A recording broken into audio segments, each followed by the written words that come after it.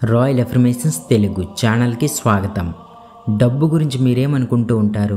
చాలామంది డబ్బును ప్రేమిస్తామని చెబుతారు. తనకి కావాల్సినంత డబ్బు ఉన్నప్పుడు మనిషి ఆనందంగా ఉంటాడు.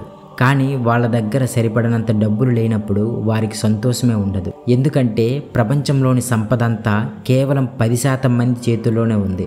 ధనవంతులైన సామాన్యులైనా తగినంత డబ్బు ఉన్నప్పుడు సంతోషకరమైన భావంతో ఉంటారు.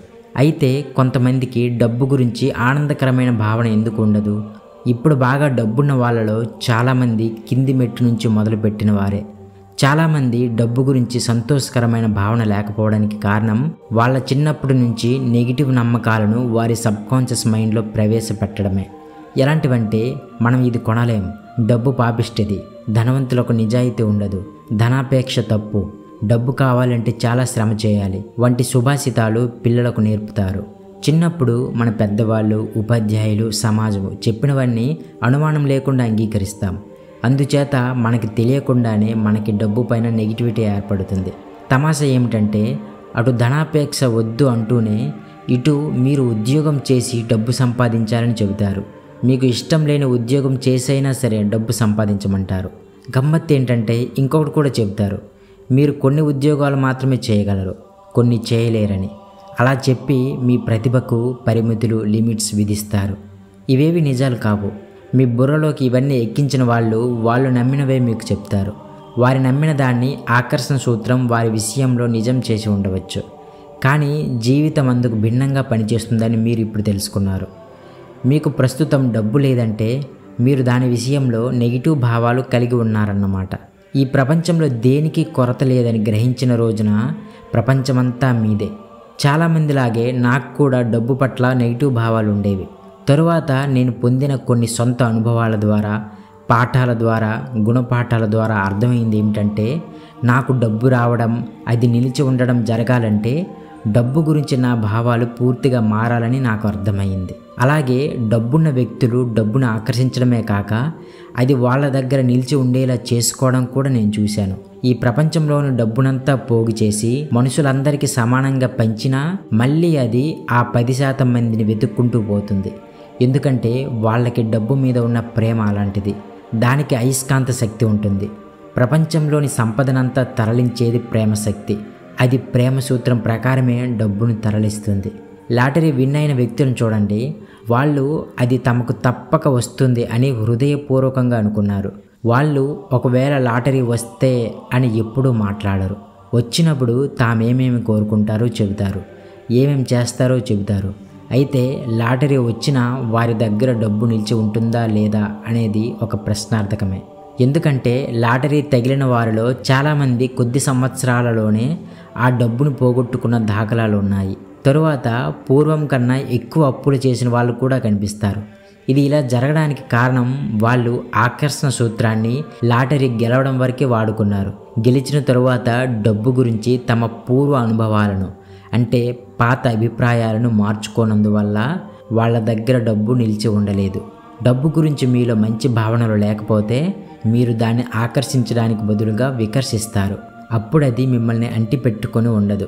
మీకు రావాల్సిన దానికన్నా కొంచెం ఎక్కువ డబ్బు వచ్చినా అది మీ వేళ్ల మధ్య నుంచి జారిపోతుంది. ఇంకేం జరుగుతుందంటే అధిక బిల్లులు వస్తాయి, మీ వస్తువులు రిపేర్కి వస్తాయి, అన్ని రకాల అనుకోని సంఘటనలు జరుగుతాయి. డబ్బు హారతి కర్పూరంలా కరిగిపోతుంది.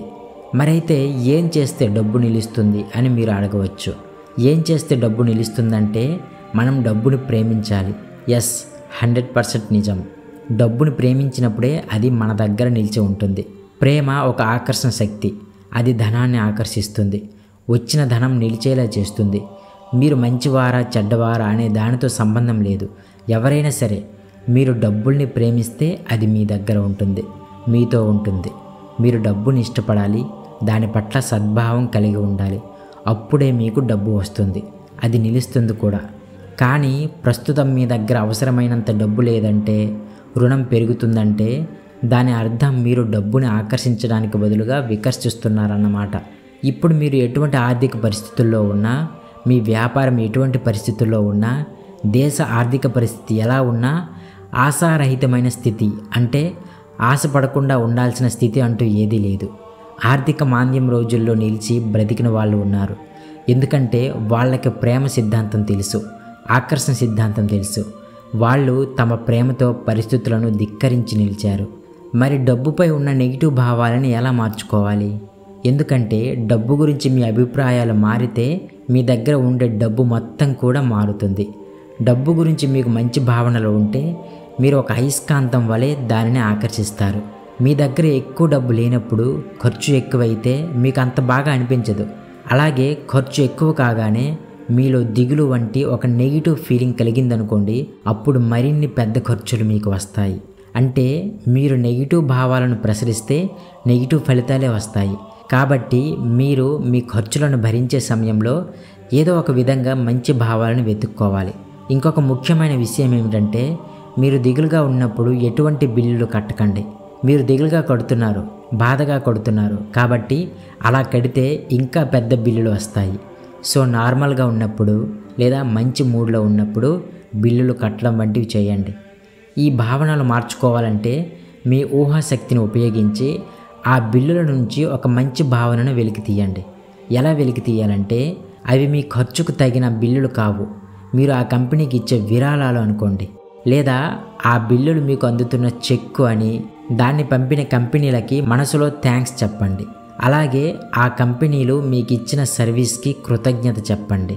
ఇంకొక గమ్మత్తైన విషయం ఏమిటంటే, మీరు ఆ బిల్లులు కట్టడానికి అప్పటికే డబ్బులు లేకపోతే వచ్చిన ఆ బిల్లుల మీద thank you for the money, తెలుగులో డబ్బుకి థ్యాంక్ యూ అని రాయండి. ఆకర్షణ సూత్రానికి మీరు ఊహిస్తున్నారో నిజంగా ఆ పని చేస్తున్నారో తెలియదు. అందుచేత అప్పటి మీ చర్యకు అది వెంటనే స్పందిస్తుంది. 1300 సంవత్సరంలో ఒక తత్వవేత్త ఏమన్నారంటే, మీ పనిని బట్టి మీ కాలాన్ని బట్టి కాక మీ ప్రేమను బట్టి మీ బహుమతులు ఉంటాయి అన్నారు.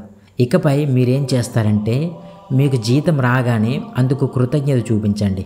అప్పుడు డబ్బు తనని తాను గొప్పగా ఫీల్ అవుతుంది. గమ్మత్తు ఏంటంటే, చాలామంది జీతం వచ్చినప్పుడు కూడా ఆనందంగా ఉండరు.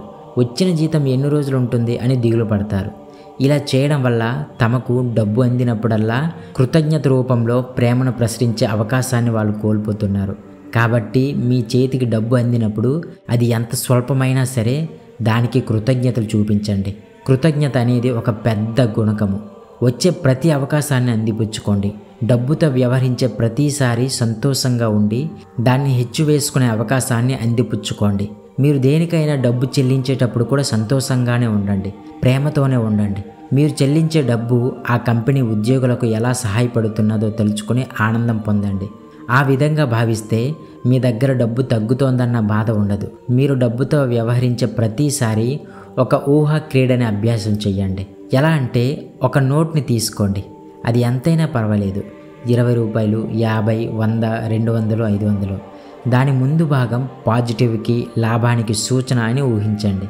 మీ పర్సుని, డబ్బుని ముందు భాగం కనబడేలా మార్చుకోండి. ప్రతిసారి డబ్బు తీసేటప్పుడు ముందు భాగం మీ వైపు తిప్పుకోండి. అలా చేస్తే మీరు డబ్బును సంతోషం కలిగించే విషయంగా వాడుతున్నట్లు అర్థం. ఇలా చేస్తే చాలా డబ్బు ఉన్నట్లు మీకు అనిపిస్తుంది. ఇంకా క్రెడిట్ కార్డు లేదా డెబిట్ కార్డు వాడుతుంటే దాని ముందు వైపు అంటే మీ పేరు ఉన్న వైపు నుంచి తీసి వాడండి. అప్పుడు కూడా మీ దగ్గర చాలా డబ్బున్న భావన కలుగుతుంది. దాని మీద మీ పేరు కూడా ఉంటుంది. మీరు ఎవరికైనా డబ్బులు చెల్లించేటప్పుడు అది కార్డుతో అయినా లేదా క్యాష్ అయినా మీరు అవతల వ్యక్తికి లాభం కలగాలని మనసారా అనుకోండి. ఎందుకంటే మీరు ఇచ్చేదేమిటో మళ్ళీ మీ దగ్గరకు వస్తుంది. ఇప్పుడు మీరు చాలా ధనవంతులని ఊహించుకోండి. మీరు కోరుకున్నంత డబ్బు మీ దగ్గర ఇప్పుడే ఉందని ఊహించండి. అంత డబ్బు ఉంటే మీ లైఫ్ స్టైల్లో ఏ మార్పులు వస్తాయి? ఎలాంటి అనుభూతి చెందుతారు? అప్పుడు వేరే విధంగా మాట్లాడుతారు, వేరే విధంగా నడుస్తారు. మీ కదలికలన్నీ వేరే విధంగా ఉంటాయి. ప్రతి విషయంలోనూ మీ స్పందన భిన్నంగా ఉంటుంది. మీ ఖర్చుల మీద మీ అభిప్రాయం భిన్నంగా ఉంటుంది. ఇతరులతో, ఇతర సన్నివేశాలలో, సందర్భాలలో మీ ప్రవర్తన కూడా డిఫరెంట్గా ఉంటుంది. మీకు ఒత్తిడి ఉండదు, మానసిక విశ్రాంతి, ప్రశాంతత ఉంటాయి. సంతోషంగా ఉంటూ అన్ని విషయాలను తేలిగ్గా తీసుకుంటారు. రేపటి గురించి చింత వదిలిపెట్టి ఈ రోజును అనుభవిస్తారు. ఈ భావాన్ని మీరు ఇప్పుడే పట్టుకోవాలి. అదే డబ్బు మీద ప్రేమ. ఆ భావనే ఒక అయస్కాంతంలా అంటుకుంటుంది. మీరు కోరుకున్నది ఇప్పటికే నెరవేరిందని ఊహించి అది నెరవేరినప్పటి భావాలను ఇప్పుడే పట్టుకోండి. ఆ కోరిక దానంతటా అదే సాకారం అవుతుంది. Thank you for watching.